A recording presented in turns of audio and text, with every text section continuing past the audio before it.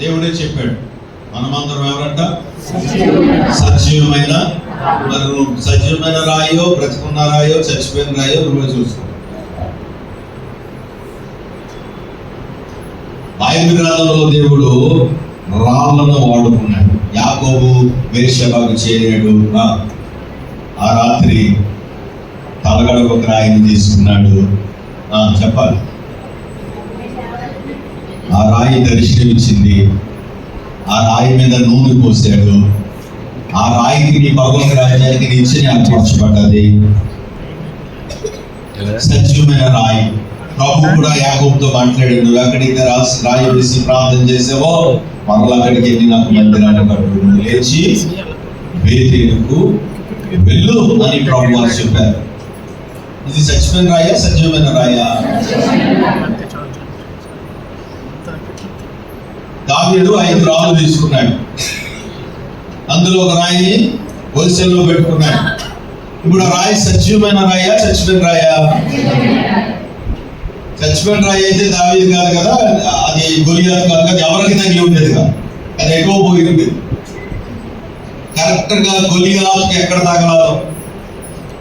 Full dress ఉంది గొలియాతుకి, తలకు శిరస్నానం ఉంది, అది ఫుల్ గా కవరేజ్ అయ్యి ఉంటుంది. అయితే ఇక్కడ చిన్న హోల్ పెట్టాడు దాన్ని. కరెక్ట్ గా రాయి అదే సైజు కరెక్ట్ గా వెళ్ళి ఆ హోల్ తగిలింది.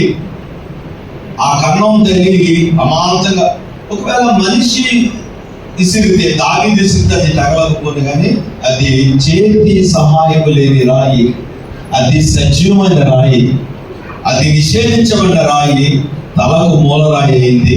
అదే క్రీస్తు యేసు రాయి కరెక్ట్ గా వెళ్ళి గొలియాతు యొక్క నొసలో తగిలింది. అమాంతంగా శత్రువు కూలిపోయాడు. స్తోత్రం చెప్పాలి. శత్రువు ఏం చేయాలి? కూలిపోయి సత్యమైన రాళ్ళుగా దేవునికి మనము. పేతురు అనేటువంటి మాటకు రాయి అనే అర్థం. కేఫా అనగా రాయి. ప్రభు వారు చెప్పారు, మీరు మౌనంగా ఉంటే ఈ రాళ్ళు కేకలు వేస్తాయని చెప్పారు. మరి ఆ రాయి మమ్మల్ని కేకలేసిందా? ప్రభా, నేనే దౌర్భాగ్యుని, నిన్ను ఎరుగలని మమ్మాలని మొక్కేనయ్యా అని ఏడ్చుకుంటూ గొల్లు చేసుకుంటూ పేతురు సత్యమైన రాయిగా వెళ్ళాడు. దేవునికి స్తోత్రం. ఈ రోజు ఈ పూటకు మన వర్తమానం ఏంటంటే సత్యమైన రాళ్ళు. చెప్పండి, రాయి ఏం చేయాలి? ఉపవాసం ఉండాలి. రాయి ప్రార్థన చేయాలి. రాయి దేవుని యందు ఎదగాలి. దేవుని మందిరముగా కట్టబడాలి. మనమందరం సార్వత్రిక సంఘముగా కట్టబడి సిద్ధపరచబడతా ఉండాలి. దేవునికి మహిమ కలుగునుగా. మొదటి పత్రికలో కూడా ఒక మంచి మాట చూద్దాం. మొదటి పత్రిక 3వ అధ్యాయం 12వ వచనంలో కూడా మీరు దేవుని ఆలయమై ఉన్నారని.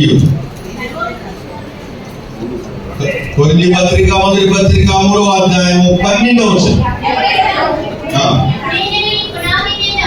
బంగారంతో వెండి వెలగల రాళ్ళు కట్టిన యెడల వాని వాని పని కనబడదు.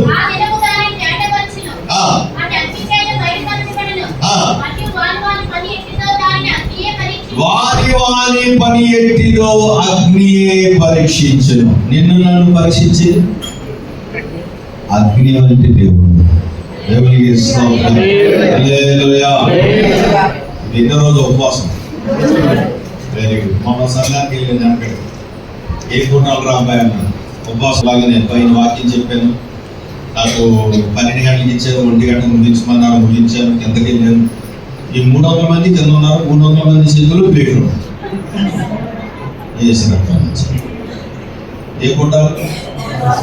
అది ఆ రకమైన కూటాలేమో నాకే తెలియదు. మనకి ఎవరికి ఇస్తాం పేరుకేమో ఉపవాసం కూడా. మేడ మీద, మేడ కింద ఉద్యమ కూడా.